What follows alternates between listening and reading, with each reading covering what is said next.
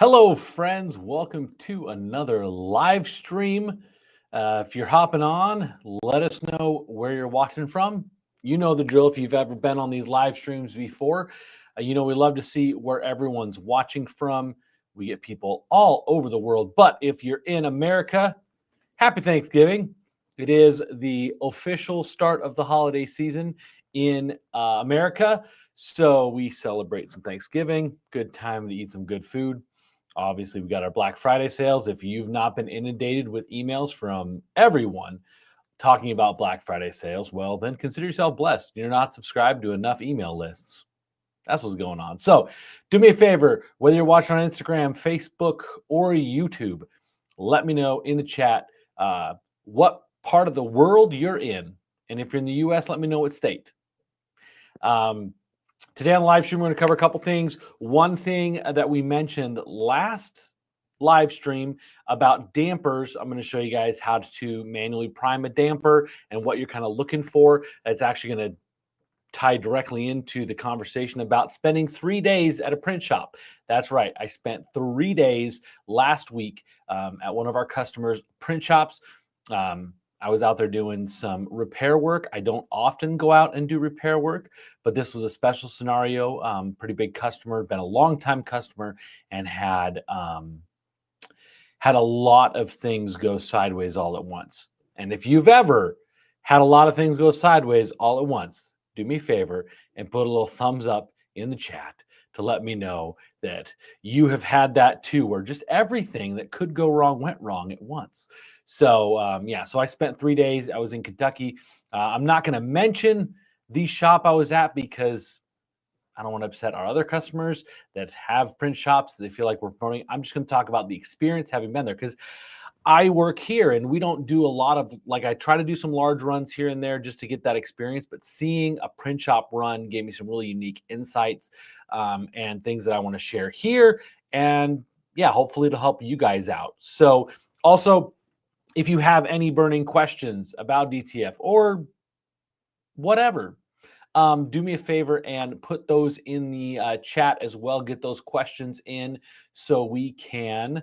Sorry, I'm adjusting because I look all washed out and bright and white. Anyway, we'll answer those questions as we go through today. So, let's just get into it, I guess. So, 3 days. I had technically one printer to install, one printer to kind of like tweak a little bit. It was something just wasn't, the alignment of the film wasn't behaving like they were expecting. We eventually got it dialed in. It's a little bit different feeding system than their old machines. And then they had Mamaki that needed a new print head because they had a head strike. Like I said, everything going wrong all at once. And then they had another machine that sprung a leak. And if you've ever had a printer spring a leak in the ink lines, you know it's messy, especially when it's a magenta. It literally looks like a murder scene. So we did all that. First thing I learned was this print shop was dialed in. Like, they were efficient. And every single time I had like a part I needed, or like their ink was on these shelves, like totally laid out. You knew exactly, just glancing at the shelves, that you had ample supply of CMYK, ample supply of white, ton of cleaning solution. They had 5 printers.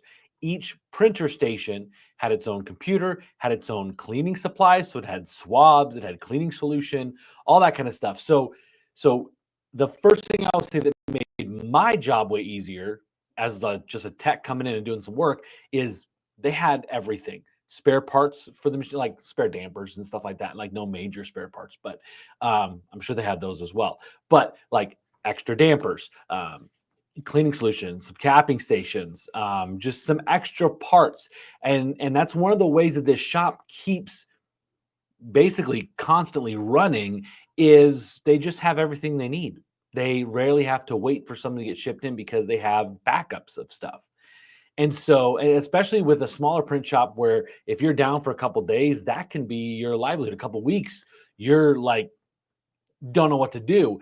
Definitely, it's a good idea to have ample backup supplies. So ink, dampers, maybe some extra tubing, hoses, definitely capping stations. Um, some of the older machines where you're kind of swapping out print heads fairly often, you might have an extra print head or two. But yeah, those are kind of the main things. And then the cleaning solutions, swabs. The other thing is every single station had little love notes on it. I loved it. Basically, little like handwritten notes from the other operator. They actually run 2 shifts there, so they run during the day and then they have an evening shift, which is a lot of younger kids, like high school kids, that want an evening job after they get out of school. So there were little love notes, things to remind them to check their alignments, check different things like that. And they had a very regimented cleaning schedule. Basically, they at the end of each shift, even if there's somebody coming and printing after you, you cleaned the capping station tops, you checked the bottom of the carriage. So everything was really like a well-oiled machine. Um, and I think that is part of why they've, for the most part, been up and running so much. I mean, obviously, the burst ink line, you can't do much to prevent that, because that sometimes just happens when a machine gets run all day, every day. The head strike, those are obviously like things that can happen. You want to prevent that by being careful, but sometimes that kind of stuff happens. But when it comes to like maintaining their print shop, they had everything there they needed and insanely well organized. Like, I cannot tell you how important organization is, because you can find the stuff quickly. When you don't know where your stuff's at, you're chasing all over Tarnation trying to find it.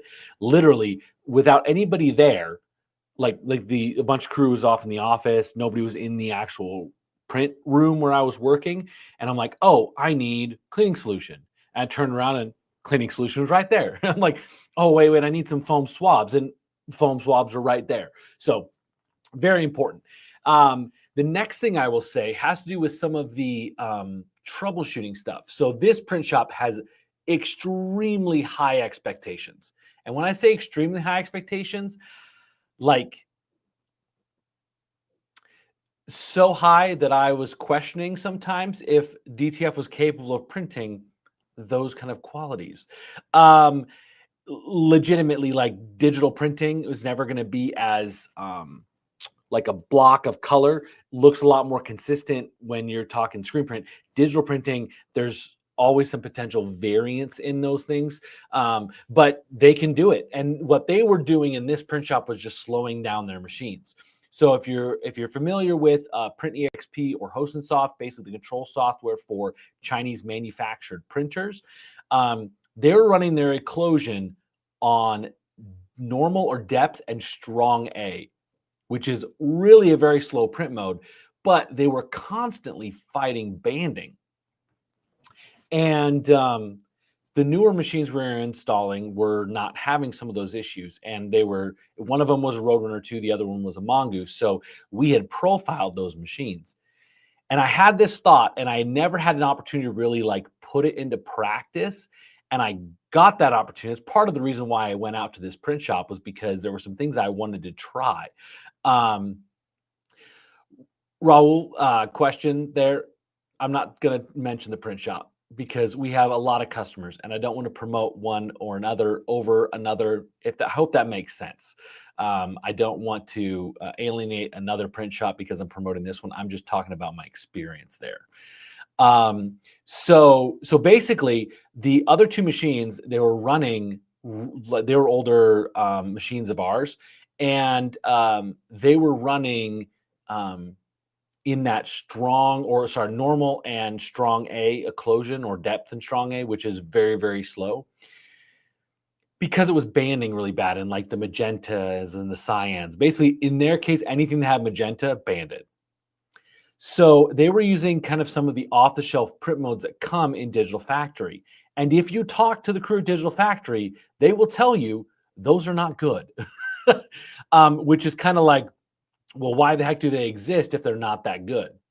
Well, it's because they need to have some default profiles as kind of a starting point, but they're not optimized, because there's a lot of factors that play into the quality of an ICC profile. Elizabeth, thanks for watching. Where's Hudson Valley? I don't know where that's at, but great to see you live. California DTF, what's happening? So basically, the default profiles in CADLink will get you, or Digital Factory, sorry, will get you in the ballpark, but they're never going to be super accurate. New York, awesome. Thanks for joining. I should have guessed Hudson River. Isn't the Hudson River in New York? Anyway, whatever. I digress. So in Digital Factory, the default print modes are okay, but they're not great. They're not optimized. And one of the things that you run into is, especially with, and I've learned this from playing with the X-Rite profiler versus the Nix and stuff like that. And the Nix does a good job, but the X-Rite just does it's a stronger machine. It should be. It's like 100 times the cost, more than 100 times the cost.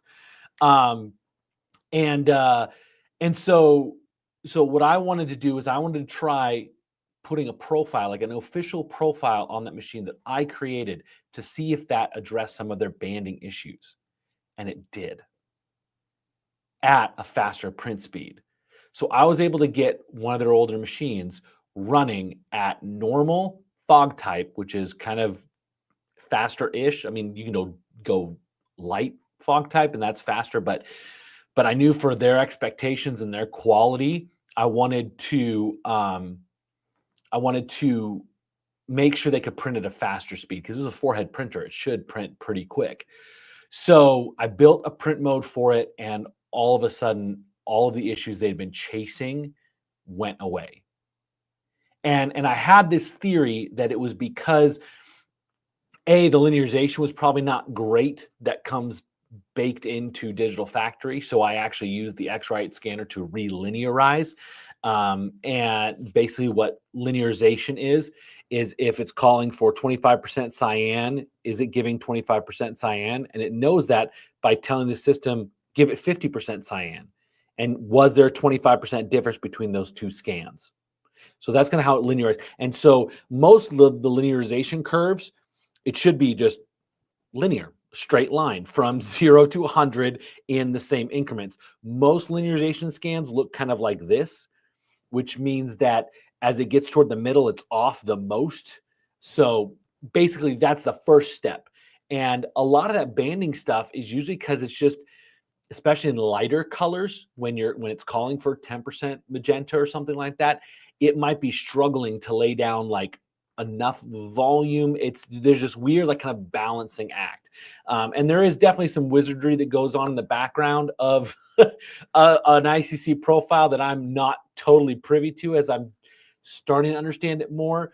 But basically I reprofiled the machine, and immediately it had very few problems.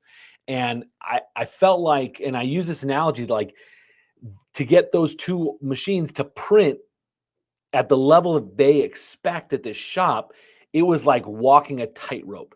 And they had data on what the humidity was, what the temperature was, what all these different things, where they had data trying to track why it wouldn't print sometimes.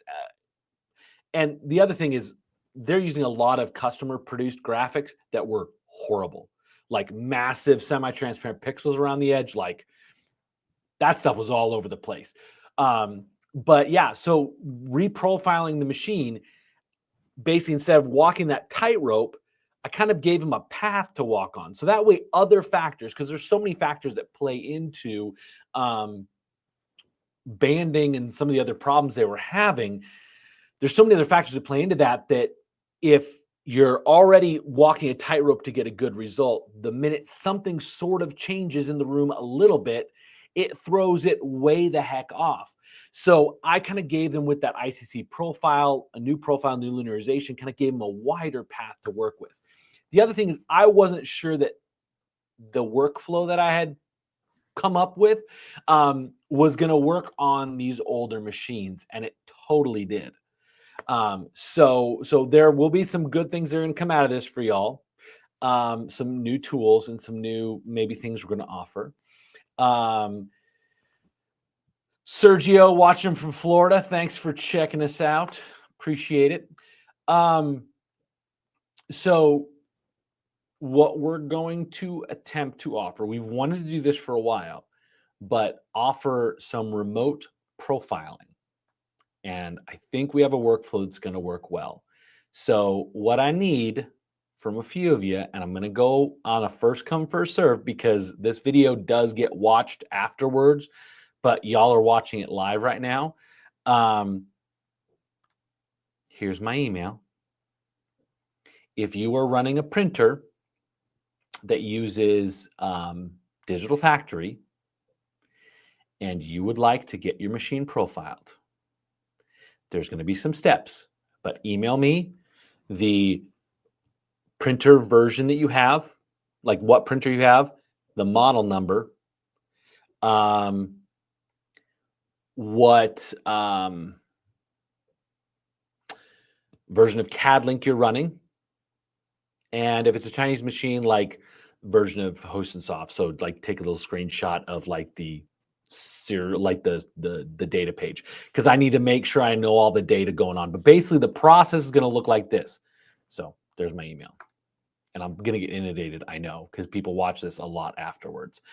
Basically, what the process is going to look like is I'm going to send you a file with some instructions on how to print that in Digital Factory to remove all of the processing, basically. You're going to print that file, you're going to press it on a shirt, and you're going to send it to me. And then I'm going to scan that. That's going to be a linearization chart. I'm going to scan that. And then from that data, I'm going to send you probably 7 or 8 TIFF files, which are going to be big color charts that I'm going to want you to print using the same technique to remove all of the profiling from it. Print those, press them on a shirt, and send them back to me.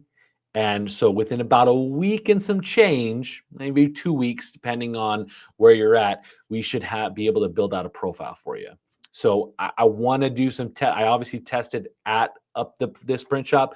I want to do some tests with a few of you guys before I actually offer this as a service, because it's kind of been a bugaboo for a lot of people. Some people have offered remote calibration services before, and they offer it and then all of a sudden they stop offering it because I don't think it worked right. So we want to make some steps to make sure it works right before we totally pushed out there and offer it. So if you're interested, again, shoot me an email. Make sure you include your printer model, basically how many heads, like the pertinent information about the printer. Give me the version of CAD link you're running, Digital Factory. Give me the version of Digital Factory you're running, and give me the version of Host and Soft that you're running if you are doing that. And it's already rolling in. First one came in. And I am going to, so it's going to be first come, first serve, but I do want to get a handful of different printer models. So if like everybody comes in with like Mamakis or something like that, I'm probably going to pick 1 or 2 to do it, but we'll see. Anyway, all right, back to the shop. So another thing that I noticed is they were most of the time try to address banding by dealing with stuff in Host and Soft. So dealing with occlusion settings, slowing it down, stuff like that. When there are a lot of other factors that come into play, they would check their nozzle checks and the nozzle check looked great. It often does. One thing, and every one of their machines looked like this, was lacking ink in the damper. And we talked about this on the live stream last week, actually. So let me pop over to this screen. Whoops. There we go. So I want you to take a look. See that yellow damper, or the yellow and magenta dampers there? They're really kind of low.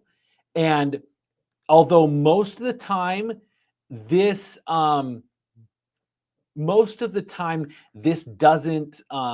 this isn't a huge factor, but you can still get a good nozzle check even with this low damper level. But once it starts printing and starts running through the system, you'll start to have issues where the ink flow is a little reduced. Sometimes the ink flow can be reduced because there's air in the hose, stuff like that. So if your dampers look like this, where they're like a third, or even this one looks like it's a quarter full, you want it to look a little more like this yellow one right here. Now that magenta one right there, that's looking a little light. But unless I'm having an issue, I'll probably just leave it alone. But again, they were chasing in the software something that could be helped, maybe not fully addressed, but helped by doing something physically to the printer. So don't forget your basics. When you're running your print shop, don't forget your basics, right? So making sure the system's clean. Like that is legit, like capping station top. If that capping station top is not sealing properly, it can cause problems with your nozzle checks. It can cause problems with your loadings. If it's not cleaning it properly, it can cause all these weird knock-on effects. So it's kind of like, it's silly, like, well, Jeremy told me to clean it because it's not printing right. Guess what? That actually makes a difference sometimes. But let's show, and again, we talked about it 2 weeks ago. Let me show you guys how to manually prime, because if you just do a loading, it's just going to run right through that damper. It's not actually going to fill up that bottom reservoir. Sometimes it will, but much of the time, it's just going straight in and right out the bottom of the head. It's not actually filling up that reservoir. So here we got over here. Make sure I'm lined up nicely. So this is your damper. You want to basically carefully pull it off the print head. And actually, let me grab a print head so I can show you guys.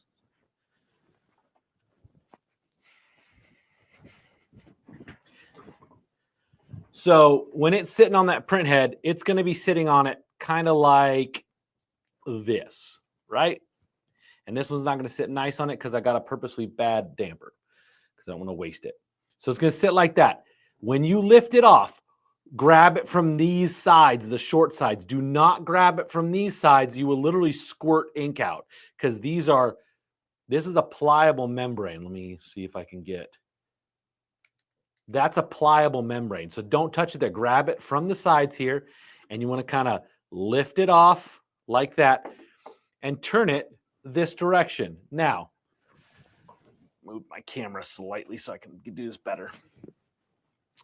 Now, you want to kind of hold it up like this, and sometimes there'll be air in the line, especially when it's like in the printer, and sometimes it kind of goes up and over. You'll get some air in the lines. So I like to just kind of flick. I hold it up, kind of flick the bottom of the hose to kind of knock some of that air up, and you'll see that you'll get ink into this little reservoir first, and that's got a mesh filter on it, and then it's going to go into this reservoir. So let's see if I can do this without making a mess.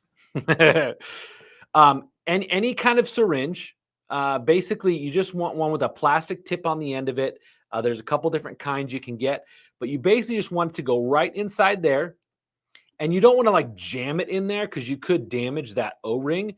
And I don't know if you guys can tell on here, there's not a seal there. It's just literally an O-ring, and then it's using the pressure of this, or the negative pressure of this, to hold back that ink. So when you do turn it over, it won't run out, but you got to be careful not to bump this, otherwise it'll squirt ink everywhere. So basically put the syringe on here. Let me scoot this down a little bit so you can see more what's going on. So push that down there and start to pull, and you will obviously, see I'm getting fresh ink in there, you're going to see it fill up this little reservoir first before it starts filling up the main reservoir. And this reservoir will not fill up all the way. Okay, and then let's pull it, and you're going to see it come in and fill up that reservoir. Now, if you are having issues with like a lot of air in the line, you're going to want to pull this until you get ink coming into the syringe. Now, oftentimes I'll have a trash can near me, and I'll just squirt the excess out into the trash can and then come back and syringe some more. And again, if you're pulling air out of the system, you want to actually have a decent, like, you'll see a lot of bubbles show up in the syringe, and then you'll start to see a consistent amount of ink. Now you guys can see there's some little bubbles right there. I hope you guys can see that on camera. Yep, there you go. There's some little bubbles right there. That's totally okay, because when you release this, you're going to see that seal kind of like pull back in, and it creates a little air pocket here at the top. Now, once we put this back in the machine and turn it right side up, see how it's not dripping? That's because there's a negative pressure in here. And this little area here at the top, That's where a lot of your air bubbles that are maybe in the ink can coalesce, and it's okay for it to sit there because the ink's coming in right here at the middle of that damper, behind that kind of like right here in the middle of the reservoir. So it's okay for there to be a little bit of air. Totally fine. And it's like I said, it's a great place for that air to kind of come together as it's degassing itself from the ink that's already in here. And again, like you said, see how there's nothing coming out? There is a slight negative pressure on this. And actually, it's what the print heads need so they don't just have ink running out the end of them. So that's why this negative pressure exists on these dampers. So you want it to be at least half, maybe even 2/3 full of ink. That way there's a good, robust volume of ink here to feed your head properly. And then you just stick it back on the print head. This is a totally toast print head. Is this a toast print head? Yeah, I'm sure it's a bad print head. I don't know why I'd be floating in my office if it wasn't. You just stick it back on there. Again, don't touch the long sides, touch the short sides. Stick it on there. And Bob's your uncle. Go print again. Now, when you pull it off, I'll try to show you guys this. Sometimes a little bit leaks out. You'll see a little bit left on there. It's okay if stuff leaks out into this area because it's not going to get anywhere. It'll just gum up the end of your damper. All right. So the reason I mentioned it, is we talked about it a couple weeks ago. Somebody asked me a question about how to manual prime dampers. That's what you do. And at this print shop I was at, literally every machine, especially the older ones, needed that done. They were it was barely, not even a quarter full in that reservoir. And so I'm sure that was not helping their banding situation. But again, the profile was definitely the biggest thing that that made a difference in helping those machines print a lot better. Another thing that I noticed is each one of their workstations had Affinity Designer installed in it, which, I'm a Photoshop guy, but they were using Affinity Designer for one thing and one thing only: to put order numbers on. So basically their setup is they're using Antigro.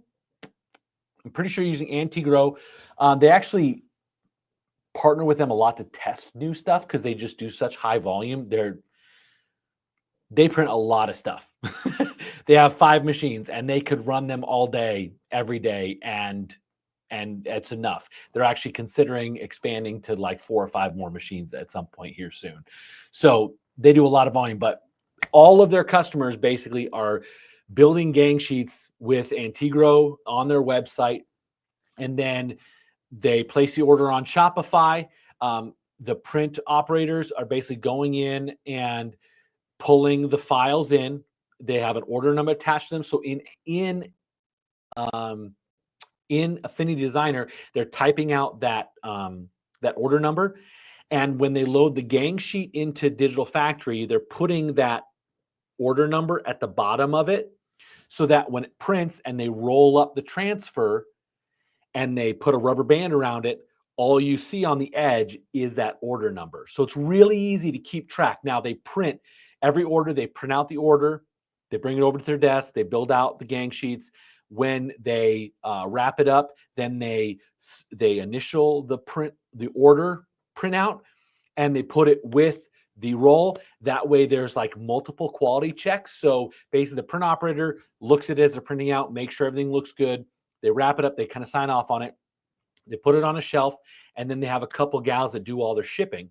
And the gals can look at the order number on the roll to verify that's the right order number. They can also glance at it real quick. They can roll it out and just double check if they want to. But then believe they sign off on it as well. And then that order sheet goes onto a stack. That way they have history or tracking of who printed and who like verified and stuff like that. So they're able to keep their quality control really dialed in. So those are some of the bigger things. Another thing that we ran into, and I came out there, was on one of our newer machines, and I'm seeing this on some more of the newer Chinese manufacturer stuff that's out there. I'm going to pop over to my laptop, my PC, And it's not going to do it because I'm not hooked up to my printer because I'm in my office. This spot color here, it's grayed out right now, but if you click on it, it's going to give you an option for doing some spot color stuff. I don't exactly understand what it does, but this new version of Host and Soft, and I've seen it other times before, but it's been more prevalent recently. That spot color has the white restricted down to 40%. Why they do that, I'm not sure. Maybe it's because like some other RIP softwares maybe don't control the white underbase as well as like Digital Factory does. But what happened was, no matter what we did to Digital Factory in increasing the white underbase, it never would go over 30% because that spot color thing was basically restricting it. And it's really kind of like, sometimes it's just, it drives you nuts because there's multiple spots, even in Digital Factory, that can control the amount of ink that's being used. And so if downstream, like I said, in Print EXP, Host and Soft, you have a little restrictor that runs, that won't allow your white underbase to be over 30%. It doesn't matter what you do behind that, it's never going to allow it to be over 30%. As soon as I turn that off, everything worked right again. So another thing to look out for. Let me think, what else? It was in Kentucky. I will give you guys that information, and it snowed, sort of. It might have been sleety, but I'm an Arizona boy. It's not like I've not been to the snow. I've been to the snow. I've been to the cold. My son goes to school in Minnesota, so I was up there in like negative 20 degrees when we visited. But I don't often get to be around it like when it's actively snowing. So it totally made my trip. It was wonderful. Yeah, so I think that's kind of generally wraps up. I'm sure there's something else I'll think about after the fact and be like, oh yeah, I learned that too. But the biggest thing I will say is it was a wonderful, wonderful experience getting to see kind of how a print shop works, see some of the pain points. And I talked to each one of the print operators and I said, all right, what's your biggest pain point? What kind of things can we help you with, help you address, things of that nature? So, yeah, so it was an awesome experience. And so I think that's about it for that topic. If you guys have questions, do me a favor and ask them in the chat, and I'll answer them before we sign off. And I've already seen a couple emails come in for the profiling, and let's see. I'm going to look at them right now, see what we got. Awesome. We've got a 2-head, nice. We got a Mamaki in there. We got another, so a couple oddlies. Sweet. All right. We're going to have some fun and see if that works. You know, while we're waiting to see if any questions roll in, what's your favorite freaking Thanksgiving food side? Now, I love mashed potatoes. So I smoke a turkey every year and I make mashed potatoes every year. And if you want my smoked turkey recipe, it's glorious. I brine it in some buttermilk for 24 hours, which just makes everything richer, softer, more tender. And then I put bacon butter. Yes, I blend up bacon and butter, and then I shove it between the skin and the meat. And then when I smoke it breast side down. Now, traditionally, everybody's used to the back side down. Breast up, it's the much more pretty presentation. Dressing and mashed potatoes. Now, Michael, where are you from? Because you called it dressing. Some people call it stuffing. But is stuffing just like dressing that's been in the bird, and dressing is stuffing that's not been in the bird? Is that the situation? But yeah, so I put bacon butter in between the skin and the meat, and then I actually cook it breast side down so that all the juices kind of flow to the breast, because the breast is what dries out the quickest when you're smoking. Texas. Yep. Question, you're in Texas, you guys have brisket for Thanksgiving? But yeah, so you cook it breast side down. Now it makes it ugly. It is such an ugly bird. But it's such an ugly bird, but it tastes amazing because I break it down. Let me know it's time to start asking questions. Guys, anytime you're on this live stream, you can ask questions. All right. When I'm printing, the powder stays on the film as if it has static, and the areas that don't have print become grainy, which when you heat press can be seen on the garment. Yep. So change of season always, always, always causes problems, whether it's more static or like drier, more humid, like anytime there's a dramatic season change, your system will behave a little bit differently. So if it's sticking on like printed areas, we've talked before about like when it's a little halo around the edges, what causes that. But if it's sticking like kind of all over the film, play with your shaker, like the slapper speed. It does not necessarily faster. Sometimes slower will help knock off more of that stuff. So I would play with your slapper speed. I would also see if you, I thought I turned off that thing. See if you can maybe ground. Ooh, this is something else I learned at that print shop. They use dryer sheets. They put obviously unscented because that would be painful to smell all the time, but they put dryer sheets on their heated guide plate. They like actually like tape them to it. And so as the film's going over, it's going over those dryer sheets, and those dryer sheets are anti-static. So that's one way they dealt with it. But I think that's like an in a pinch situation. I think ultimately you should do some things like make sure the system grounded properly, like make sure the dryer is grounded properly, make sure it's not picking up static through the process. I was just setting up for this live stream. Every time I touch a metal pole, I shock it right now. Like if I were to touch my camera tripod over here, it would zap me. If I touch the arm that the camera's on, it would zap me. And it's just because it's drier right now. And so change of seasons make a big difference. So slow down your slapper speed or speed it up. Try both to see if it behaves better. Try to get rid of any static. Maybe try to ground out your system a little bit better. And then in a pinch, use some dryer sheets. Like I said, taped to the heat platen actually worked really well for them. They don't have any static issues. Stuffing is in the bird. What I always thought, I use both terms. Yeah, I know. It's kind of what I think it is, but the contents of it, I think, are the same. This started happening to me when I changed from air conditioning to heating. Before my humidity was 70, now it's 40. I think it'd be a humidity problem. That was the other thing. I knew you guys would come up with questions that I would remember. So I have always been a staunch like hater of the misting type humidifiers that like you can see a visible mist in the air. This print shop was running at like 60, 65% humidity because that's how they got them to work properly. I think that's a little high, and I did see some of their powder was clumping a little bit, but they have some sieves they use to kind of like break that back down. So they are addressing that. But I was always a kind of a big hater of those fogging type of misters. And they actually worked pretty good there. So I might have to retract my statement of hating on those things. So yeah, this happened when you change from air conditioning to heating. Yep. Air conditioning and heating both dehumidify the air in your room. If you're using air conditioner or a furnace, both of them are going to remove moisture from the air. So you're almost always going to need a humidifier. Dehumidifiers are not often needed for DTF printing. I mean, maybe if you're in a place that's always 70 or 80% humidity, you might want that. But for the most part, humidifiers, the primary thing you're going to need.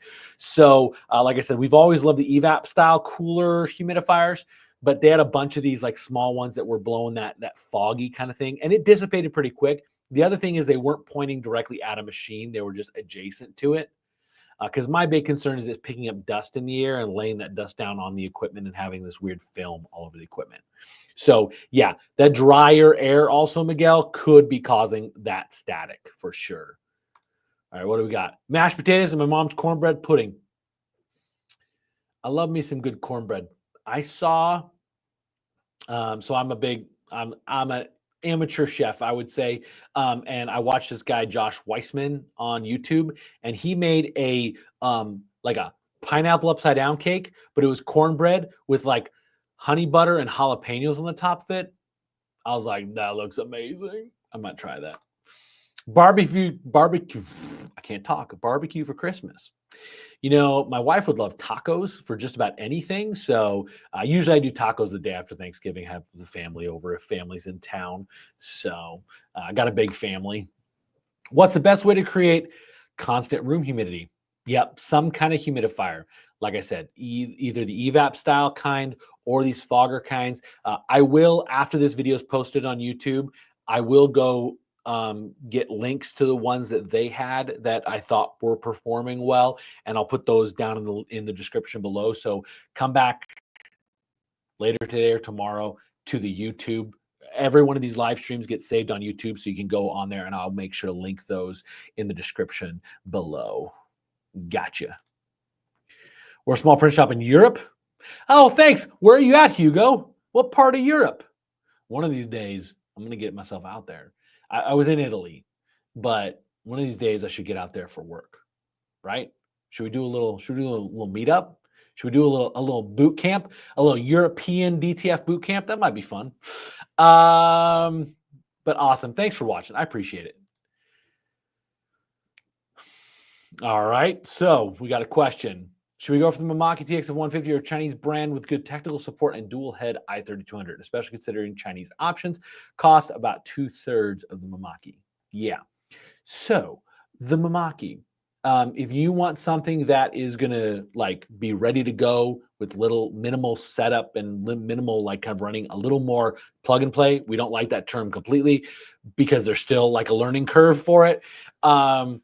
It's a great machine. We're partnering with some companies. We're helping a North American company develop a adhesive powder, and they wanted a printer to do some testing with, and they're not going to print often. So I'm like, get a Mamaki because they're not going to print on a regular basis. So they need something that's going to kind of always be ready for you. The two-head i3200 is going to be substantially faster than the Mamaki, but it's all about the inks that you pair with it. So I don't know if you can access or get DuPont inks in Europe, but something that's a high quality ink. The thing I love about the DuPont and why we're carrying it is because the ICC profile that I made, the gamut, I really got to turn off that thumbs up. It's starting to annoy me. But the ICC gamut on it is pretty robust compared to other inks, and DuPont does warranty the print head because their ink quality is just that much better. But make sure you've got good support. A lot of companies will tout they have good support and they just don't hold up. They sell you the machine and they run. So find some folks there in Europe that you know are going to take care of you. Other people that have bought in Europe, Portugal, nice. And I would probably, it depends on where your learning curve is at. So if you're brand new to the game, you might find the Mamaki to be a better kind of entry point for you. But if you're going to be doing any kind of reason like good volume, you may want to lean toward something else. Like I said, dual i3200 is going to be a lot faster. The Mamaki 150, it runs about 30-ish square feet an hour in its better quality mode, sometimes even slower. The Chinese manufactured machines, a two-head will run you, even in a slow, like high quality mode, still going to run you like 80 square feet an hour. So more than double, almost triple the speed. So that's what it comes down to, is what is your expected volume, and make sure, actually, let's do this. We're going to back it out. So how much money do you need to make in this business? So how many transfers or shirts do you need to sell to make that money? Use that to calculate back how much capacity you need. And if the Mamaki 150 does not meet that, if it does not meet that requirement that you need to make enough money for it to be a sustainable business, then don't go with it. If it is with some margin, then go for it. So that's kind of a way to also look at it as well, is like, what do you need to make? How many shirts or transfers do you need to sell to make that? How many is that per week? can you do that capacity with the Mamaki 150, or do you need more capacity? I hope that makes sense, because that's really a better way to maybe kind of look at it and think about it. I made my ICC with Cataling and Nix. I love it. How should I saturate the colors? Customers like to see vibrant saturations. Where do you start to make more saturated ICCs? So this is not an official thing, but it's a hack. Miguel, what kind of printer do you have? Before I go further with it. But generally, if you create an ICC in a lower resolution print mode, and then attach that ICC to a higher resolution print mode, it will give you more saturated colors, but some of the colors will be a little bit inaccurate. In all the tests that I've done, it's shifted the oranges a little bit red and a little bit deeper. So that's what you've got. Cool. So yeah. So in Digital Factory, you've probably made it for probably a 6-pass. So 720 by 1800 would be my guess that you've made that ICC profile. What I want you to do is create another print mode that's an 8-pass, 720 by 2400.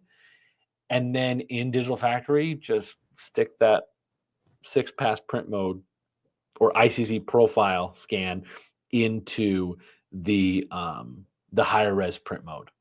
And give me a second, I'll show you how to do that. They are not the same. Air purifier makes the air better. Fume extractor gets rid of the nasties. An air purifier is probably gonna filter out more stuff, but it's not gonna have the same kind of airflow that a fume extractor will have, because you do need to pull a decent volume of air out of the machine to do that. So yeah, fume extractor and air purifier are very different things. So get a fume extractor for your dryer.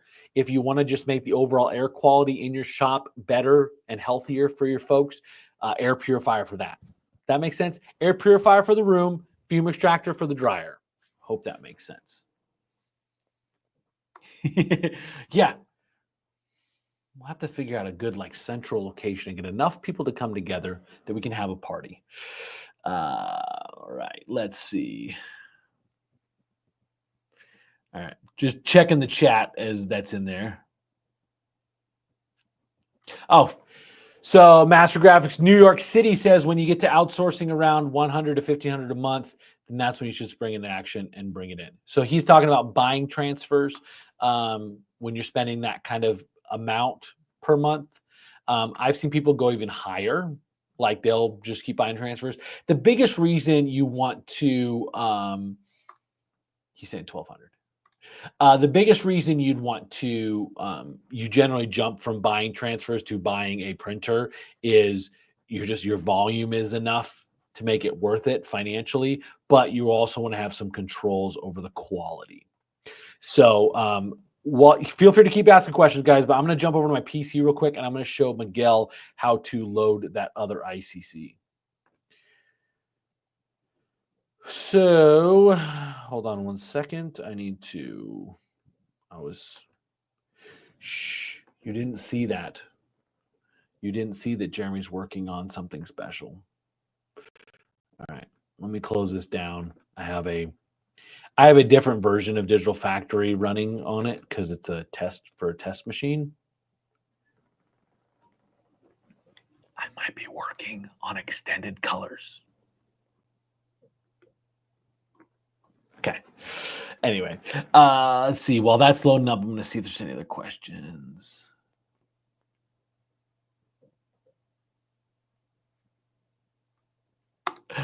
Okay, Miguel. Find me on Facebook. Let's be friends, because I exchange recipes with folks all the time. And I actually, for those of you who don't know, I'm actually also a practicing real estate agent. That's what I do in the evenings when I'm not doing direct-to-film stuff. And my clients get a cookbook from me every year of stuff that I've tested out at home.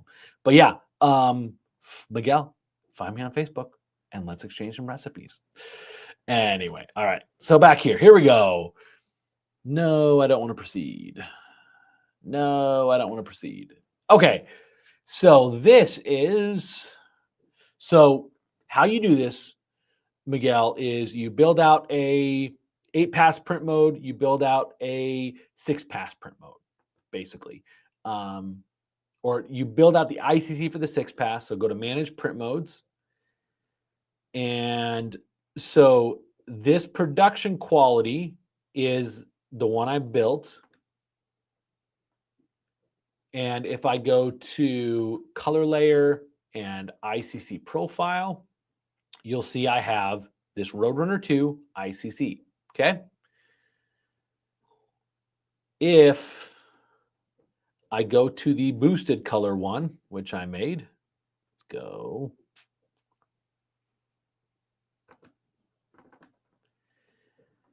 So you will see, and I should have showed you in the other one, but in the printer options, the other one was 720 by 1800.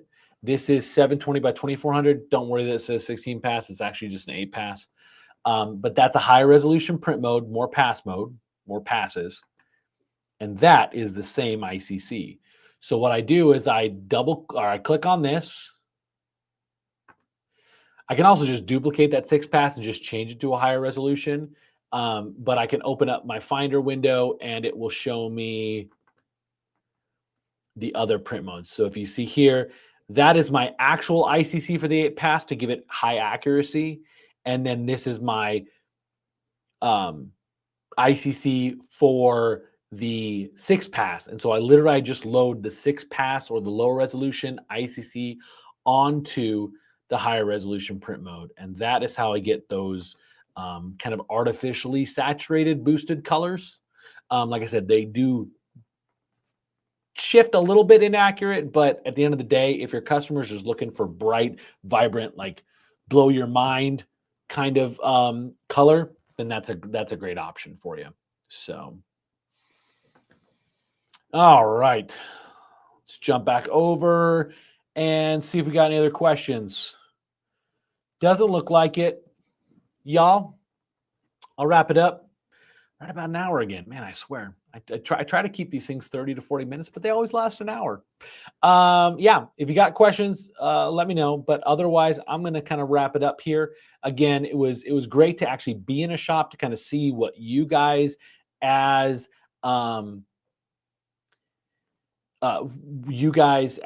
print shop owners are kind of like running with and dealing with and running into. Like I said, I don't often print a ton of stuff. Now, we do offer uptime guarantee here at DTF Superstore. So if someone's printer is down, we will print those files for them. You pay, it's basically just covering materials and labor, or materials and shipping, basically. And so the other day, I actually did run 2,000 transfers for a customer, got that experience, but it was great being in a shop and seeing kind of what they were doing and stuff like that.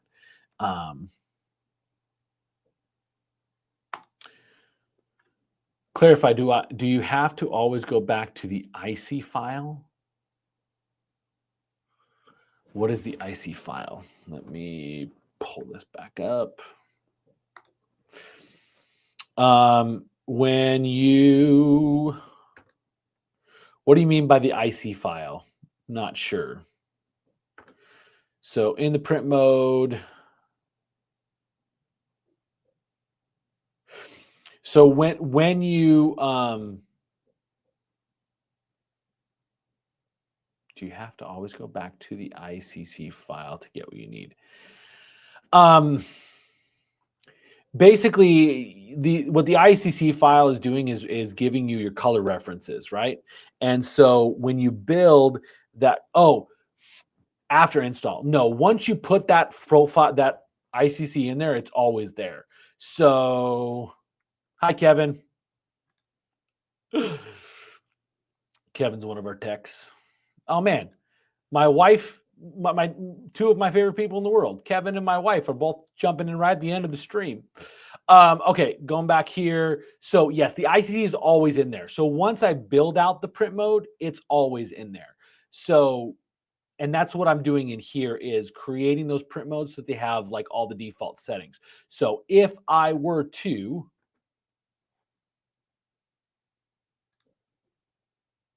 she's always watching me because she's so supportive. That's why. Okay, so if I were to, like, let's say I'm going to add a file, I'm going to print it. Okay, let's go. Let me lean over here. Sorry, apologize. You can just look at the side of my head. I try to do this like always looking here, but I need to look over to the side for a second. Okay. Give that a second to load. Do. That is way too big.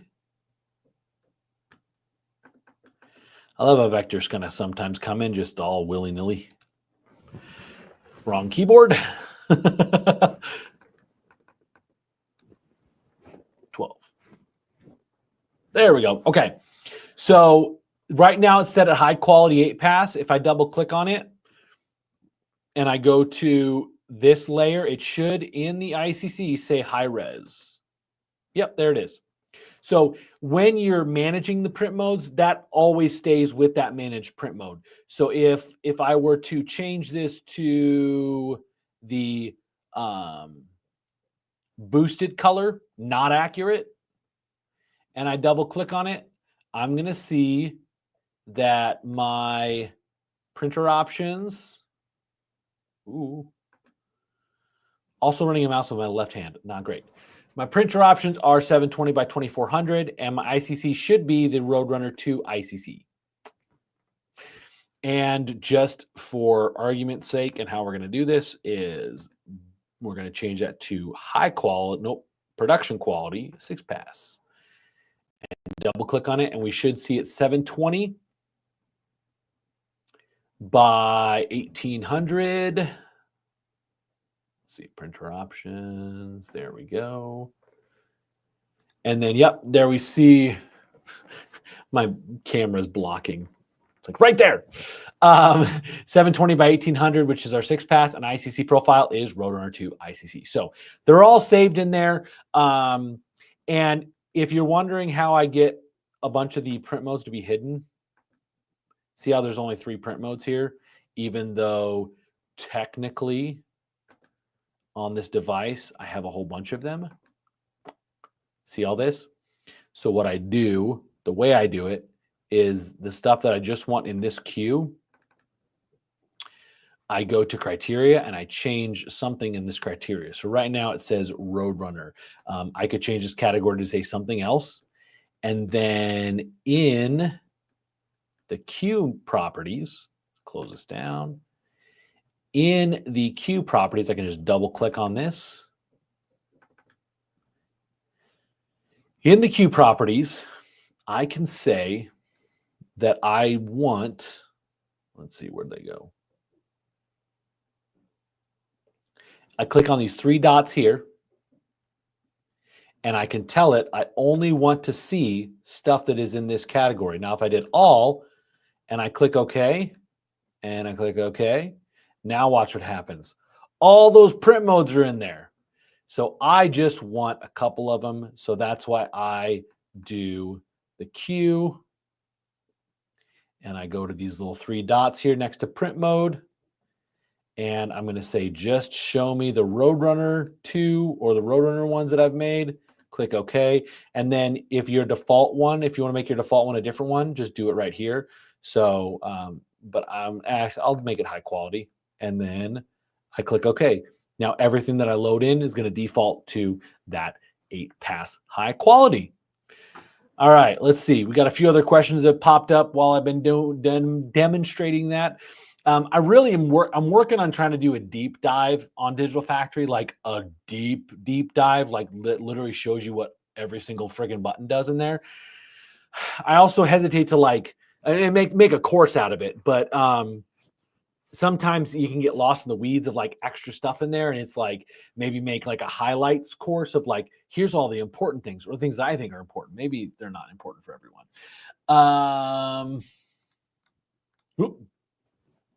Glad it helped. Nix will work with Flexi. I don't know, probably, but check, because a lot of like Digital Factory, you have to pay for add-ons. So you have to pay for the Nix color profiling add-on. I think the Nix is good. It's something we promoted as like a lower cost solution.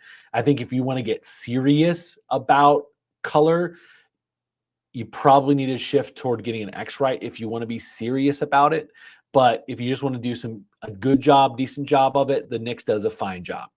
We're talking $500 total. Like if you have Digital Factory, the add-on for the Nix is like $400, and the Nix itself is like $100, so it's like $500. If you were to do the X-Rite I1 profiler, we have the Pro 3 Plus here. I think that system's like $4,000. So it's not apples to apples comparison for sure. Yep. And in these new print, in that print shop I did, basically all of their machines that run Host and Soft, they have the same thing. They all have a 6-pass production quality, 8-pass high quality, and a boosted color not accurate. All right. Thank you. I appreciate it. All right, y'all. I'm going to wrap it up.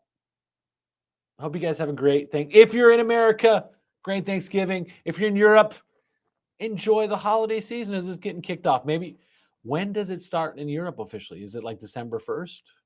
What is it? I don't know. But all I know is I love this time of year. It's my favorite time of year. And I'm not going to sing on this broadcast. But I have It's the Most Wonderful Time of the Year running in my head right now. Anyway, happy Thanksgiving to all the American folks watching and the rest of you around the world. Hope you have a great rest of your November. We'll see you guys back here in 2 weeks. If you have an idea of a topic you want me to cover, shoot me an email, and I'll probably cover it. Guys, I appreciate you.